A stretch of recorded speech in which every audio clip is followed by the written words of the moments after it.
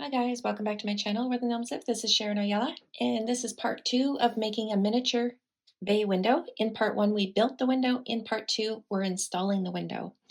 Okay, so if you're new to my channel, this is a tree that I've been building for the last couple of months. It's all made with foil, masking tape, and paper towel. It comes apart in sections so it's easier to move around. And if you want to see how I built this, I will put the link in the pinned comment below. It also has a mole's home underneath, which I'm currently working on. If you missed part 1 of this bay window, I explained there a little bit what's happening. I had been filming for the last couple of months and storing the videos on my computer, and I had 11 videos in total for you guys of certain things that I built, like this window here and other things. And my hard drive actually fried, and I lost all of that footage editing and hours and hours and hours of work. So I had to actually throw this part of the tree together really quickly so I could refilm the bay window tutorial for you, okay? So we built this one here on video, that's in part 1.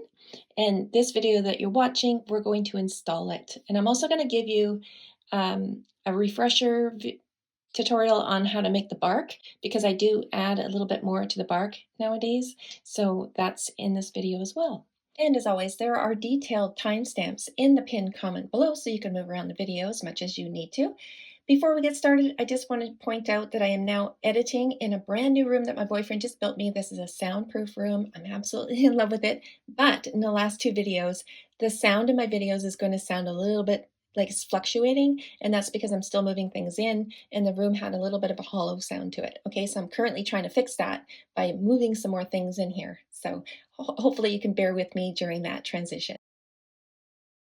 All right, guys, I'm going to start with the 4-bay window first, and I'm going to give you a couple of tips and some creative ideas to get you started with this one. And then we'll install the 3-bay window into the tree. So if we were installing this window into a cardboard box house, we would just outline the window itself and then cut it out carefully. If I would have paid a little bit more attention to what I was doing here, I would have had a perfect fit. But I was just going quickly for the video because I'm not going to be using this box, of course. But see how wonderful that fits in there? And I'll show you when we do the tree stump one how to cut off the excess on the other side. But before we do that, let's check out how we can add to this window. So I'm just putting in a little piece here showing you what can be done. So if I wanted to put a little like hole in here for like a bookcase or something, in my tree there was enough width where I could just hollow out on either side of the window, and then I put in a little piece of cardboard and cut out a section just like this here, and then I framed it. And I also did the wallpaper before I installed it, of course. So I could have done a lot more with this window. Actually, I could have made that bookcase inside there a lot bigger because I had a lot of width to play around with, or a lot of depth to play around with on either side of this window. But it worked out well. So the next thing I'm going to show you is the floorboard. Because my window has that odd shape, it would have been a little bit difficult for me to get an accurate cut. So what I did was took a paper towel and just pushed it in there, and then using my fingernail, I outlined the entire piece of the window. So there I had the outline. All I had to do was cut this out and then use it as a template on a piece of paper. Just check and see, make sure it fits there, and then I can cut out on a piece of paper. And this gave me a perfect fit, and so I could just glue that in before I install the window. All right, with that out of the way, let's install a window into the tree itself. So because I did lose all the footage on this one, we're going to install the 3-bay window into this tree over here. And then I'm going to show you how I fixed the interior walls as well. So let's get started.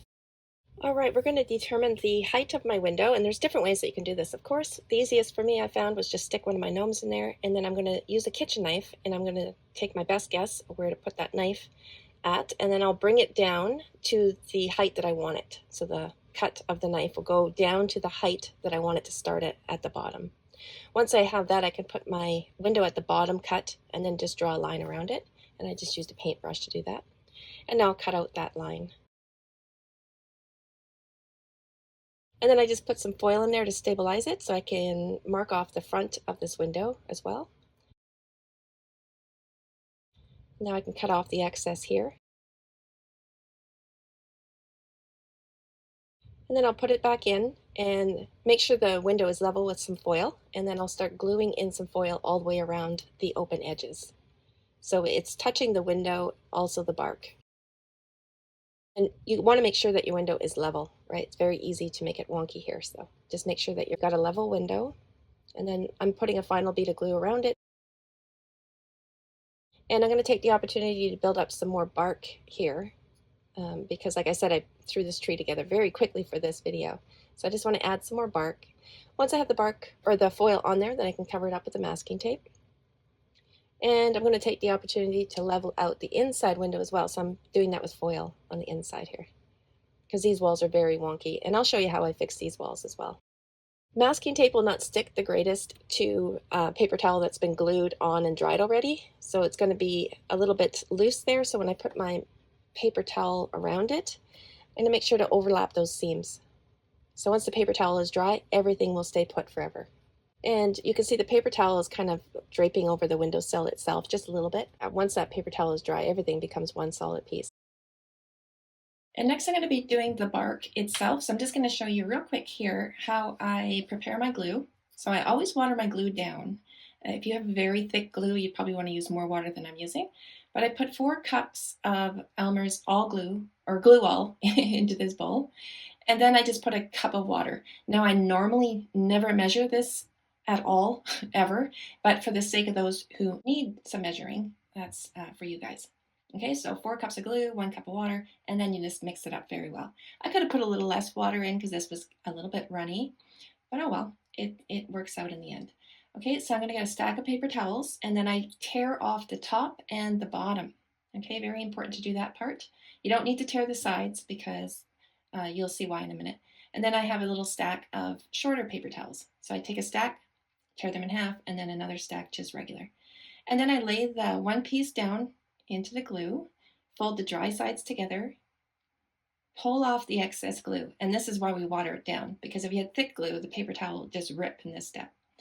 Okay, and then I take my hand and I just make sure I got the glue on all of the paper towels. So the paper towel is saturated with the glue before I put it on the tree. And now we're ready to make the bark, and this is going to be the texture of the bark. Okay, so I'm just going to lay it over top the masking tape, making sure to overlap the seams on all sides, all the seams of the masking tape. And then you just squish it up like I'm doing here, making lines in it to create a bark-like texture. And as you're doing this step, make sure that you're working out any air pockets and just create your lines to create the bark texture. And then you can overlap the paper towel, of course. Very important to overlap the masking tape seams, especially when you're going over old bark that's already been dry. Like I said earlier, that masking tape will not stick fully, so you want to make sure that you're overlapping the masking tape seams, so once the paper towel dries, that masking tape will stay put forever. Also make sure to work in the end pieces, like I'm doing here, with your fingernail, so you don't have any major seams when the paper towel is dry and you start painting.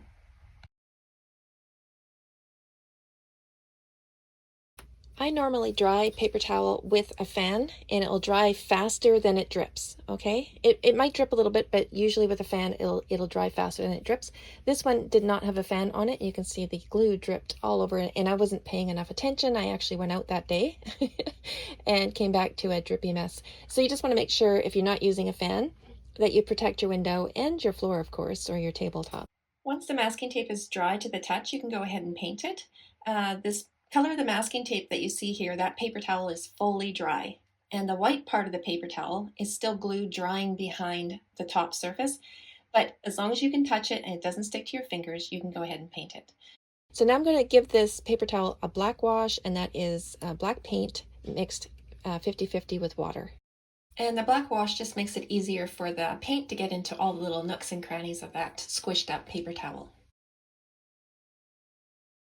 If you're using a paper towel that has a design in it, it most likely is going to show through in your final paint job. My paper towel has little squares in it and it won't go away unless I cover it up with a textured paint. And that is mixing paint with baking soda. A couple things to keep in mind when using baking soda for a texture. If you use more than 5 or 6 teaspoons, it will leave a white film on your finished paint. Okay, so that's like the sodium showing through. I just paint over it. It's not a big deal, but just giving you the heads up. Also, don't use washable paint. Washable paint will turn the baking soda into like a crumbly mess. So I'm just using regular acrylic craft paint. All right, let's get this texture paint on here. I'm going to show you the difference it makes. So you can see the line, definite line there, and the squares on the one side. So this texture paint does a wonderful job covering those up. The one thing to keep in mind is don't just brush it on and leave it. You want to work it a little bit. I actually have a fan sitting underneath here to help it dry as I'm working this. This texture paint dries fairly quick on its own, but with a fan it will just help you get the texture in there. You'll know once you start working with it what I mean.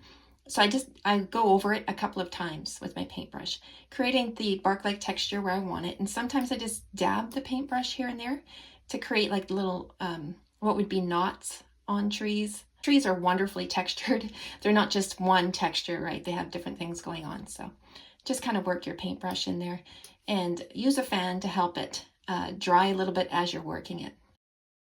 All right, the texture paint is dry and we can start coloring the bark, and we're going to start with burnt umber, and I'm using a chip brush and I brush on the burnt umber, leaving some of the black showing through in the background. So you don't want to do a solid burnt umber color. So I put my brush in there and just dab off the excess and then just, lightly brush that on. So you can see lots of that black is still showing through in the background. If you do it this way, the layering technique that I'm showing you, you can add on and take away from the bark at any time and no one will ever know where you stopped and started. Okay, so once that burnt umber is dry, we're going to do another coat of cinnamon brown. And we're going to do the same thing with the cinnamon brown. We're going to just dip our brush, get the excess off, and lightly go over the surface, leaving some of that burnt umber showing behind. So again, you don't want a solid color.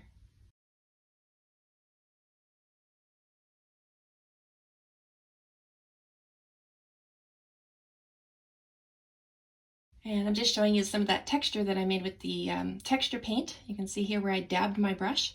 I love this part of the tree. All right, so now we're going to do beige color. I'm using soft suede. You can do any beige color. Same brush again. And this one I'm going to do very lightly. So dipping the brush in there and getting the majority of the paint off. We just want to highlight the protruding parts of the bark. If you put too much on, don't worry, you can always dummy it down a little bit with some black later, which will be the next thing that we do.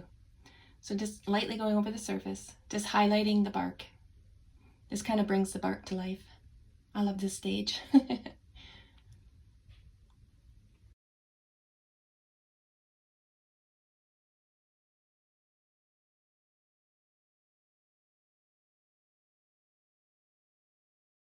And we'll leave that dry. Only takes a couple of minutes. I usually help it with a fan.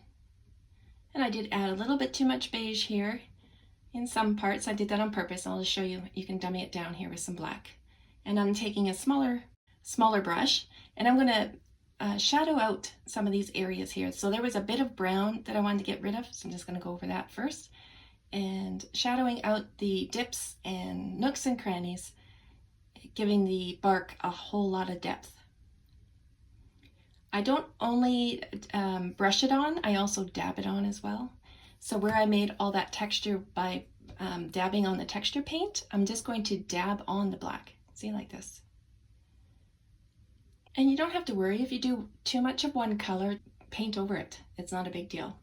And let your colors dry. Let them sit and dry if you're not liking what you're seeing, because once the colors dry, they change tone. And that actually took me a few years to realize that I was fighting with colors and all I had to do was let them dry. Walk away, leave them sit for a while, come back with fresh eyes, and the tone of the colors change. And then I'm liking what I see a lot more. And if I don't like it, just start all over, paint it all black and start all over again. You'll get the hang of it. It'll take a tree, maybe, but you'll get the hang of it. And of course, once you've painted the bark around the window, you most likely will have to touch up the window. So that's what I'm doing right now. So all my windows that I made, I think it was 2019, on my Facebook page, all have this little visor on top. Now I didn't do this with the red window, so you don't have to do this step, but I'm just showing you how to do it in case you want to add it. So this is the foil, masking tape, and paper towel. Okay, and once that's dry, then of course you can go ahead and paint it. And now we're going to install it. I'm going to use hot glue and tacky glue together. So I'll hot glue this in place, and hot glue is my second pair of hands. Of course, we just use that to hold the thing in place until we get the regular glue on there, because if this window sat in the sun or if it got extremely cold, that visor would just pop right off. So I will hold it down with the hot glue, and then I'm going to add a bead of tacky glue around it.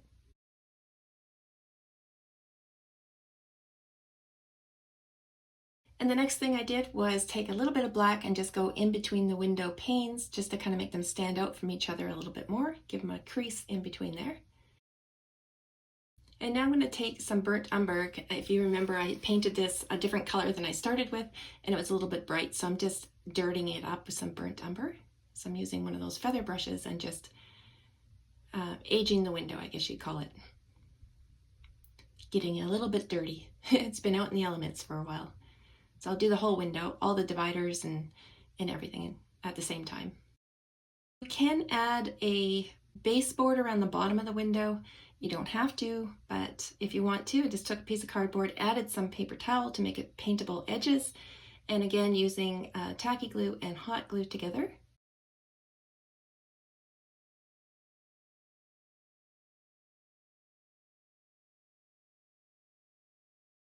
And now I can add my moss, which I get at the dollar store. So this is only $1.25. And I'm just going to add it with tacky glue. You can use regular PVA glue, of course. I like tacky glue for this part. I push it right in, and I can actually vacuum this when I need to, and most of the moss stays put. So that will bring us to the end of this video, guys. I hope you enjoyed. I hope you got some good ideas to get your windows made. In the next video, I'm going to show you how I did the interior walls and also how I made some curtains. So we'll do that in part 3. You can find the link to part 3 as soon as it's available in the pinned comment below. Thanks so much for watching, and we'll see you in the next one.